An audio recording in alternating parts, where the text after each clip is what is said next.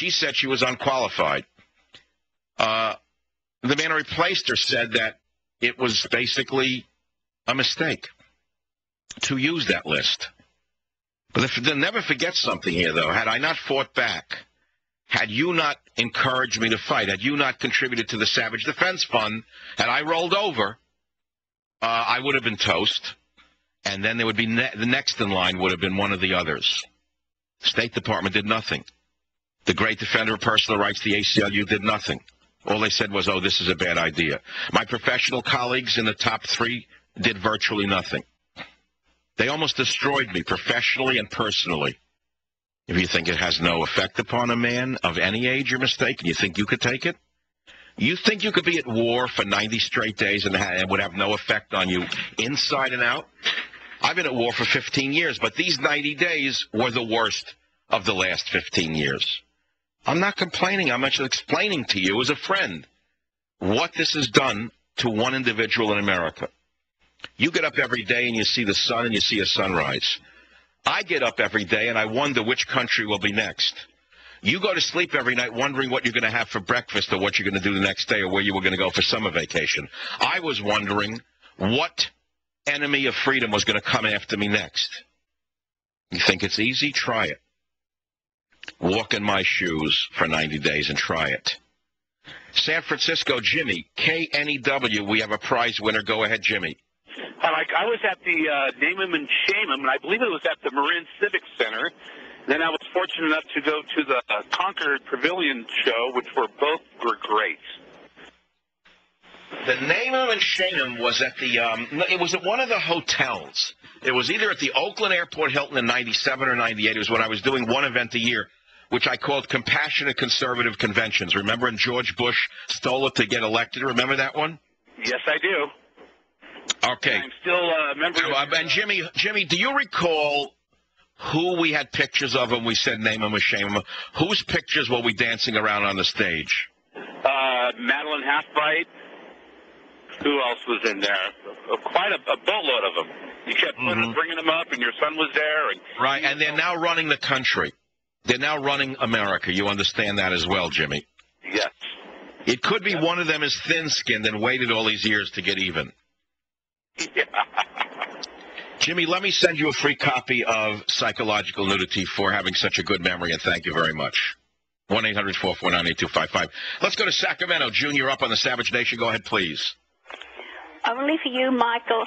I'd have gone back to Australia long ago. I've lived in this country 60 years, met and married a wonderful man, American husband, and I lost him 7 years ago. I have dual citizenship.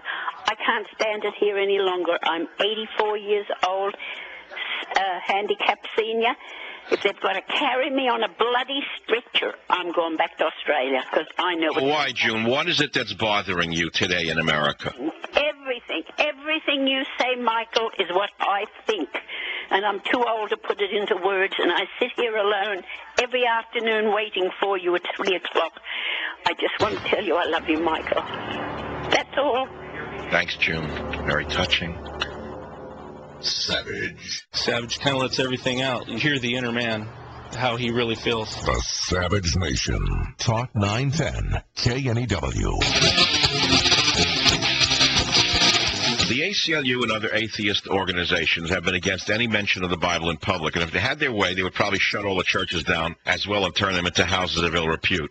They take the idea of separation of church and state to levels higher than any of our founding fathers could have dreamt about. In fact, there is no mention of a separation of church and state. Joining us today to talk about these issues is Selwyn Duke. Hi, Michael. Great to be with you today.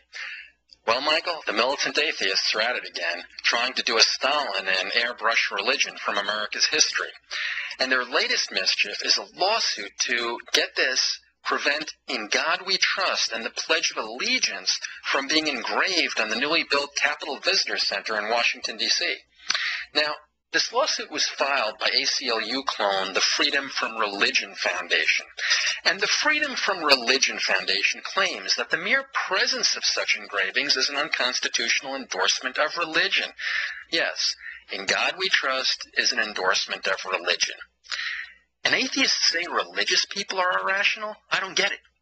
Anyway, we've heard this all before, and it's nonsense. In fact, the whole idea of the separation of church and state is nonsense because it isn't even in the Constitution. It's another big lie, one foisted upon us by an activist Supreme Court. You see, in reality, all the First Amendment says is, Congress shall make no law respecting the establishment of religion or prohibiting the free exercise thereof. That's it. Now, what does throw some people off is that the phrase, the separation of church and state, had been mentioned during the Founding Fathers' time. For instance, it was in Thomas Jefferson's famous letter to the Danbury Baptist Association in 1802. But we have to remember, many things were mentioned by the founders, but never enshrined in the Constitution. And like those things, the separation of church and state never, well, you could say, made the cut. And why? Well, because, as Robert Bork has said, it was a minority view when our nation was born.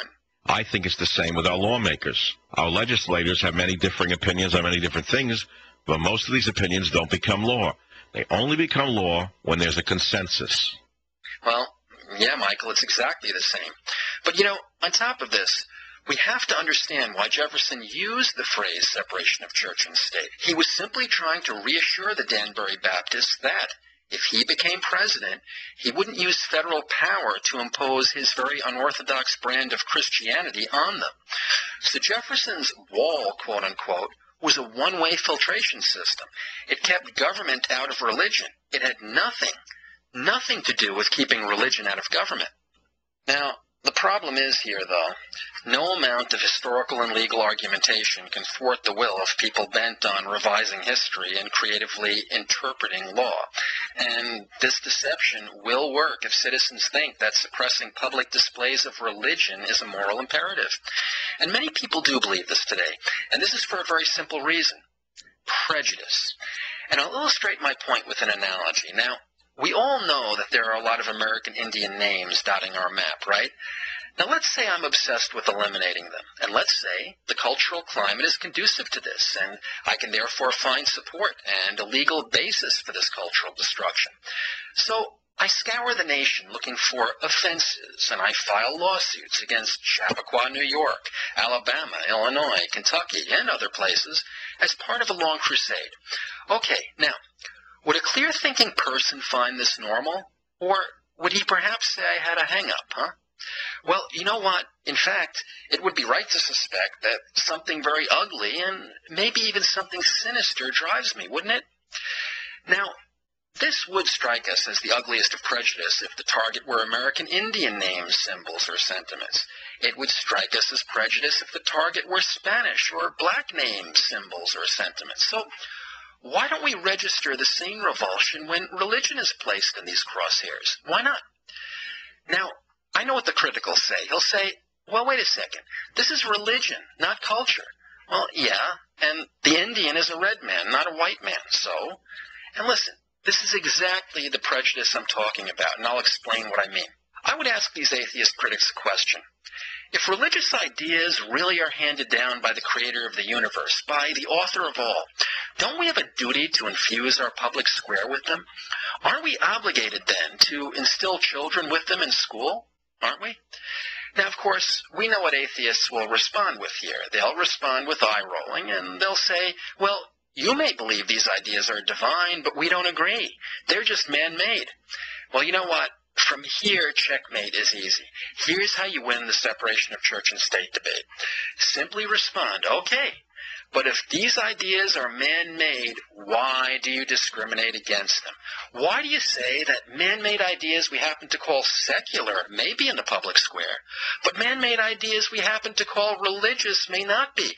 If they're all man's handiwork, my friend, what is the difference? Now, here's the point. Unthinkingly subjecting something to discrimination simply because it's labeled religious is no different than unthinkingly subjecting a group to discrimination because of its basic skin color. Now, sure, there can be legitimate discrimination. There's favoring 25-year-olds over 60-year-olds when hiring police. There's outlawing the false religious practice of human sacrifice in deference to the valid religious injunction, thou shalt do no murder. But this obsession with pushing religion to the back of the bus is nothing but blind prejudice. That's all it is. Look, If you want to make a logical case for this bias, go right ahead. If you want to play journalist Christopher Hitchens' tune and say religion poisons everything, well, present your evidence, counselor. If you want to explain why man, a creature who has believed in gods for millennia, should suddenly make atheism the public default, well, marshal your arguments. Bring it on. Let's have the debate. But don't simply cite constitutional principles, whether they're legitimate or not, because you know what? Legality doesn't determine morality. And I'll tell you this. Don't expect me to accept second-class status based on being the wrong philosophical color. Well, I think the right philosophical color in Obama's America is red diaper dope, baby red. But really, part of the problem here is that militant secularists have heard the separation of church and state mantra for so long that they've come to believe their anti-theistic prejudice is real, constitutional, and justifiable. Well, they not only think it's justifiable, Michael, they seem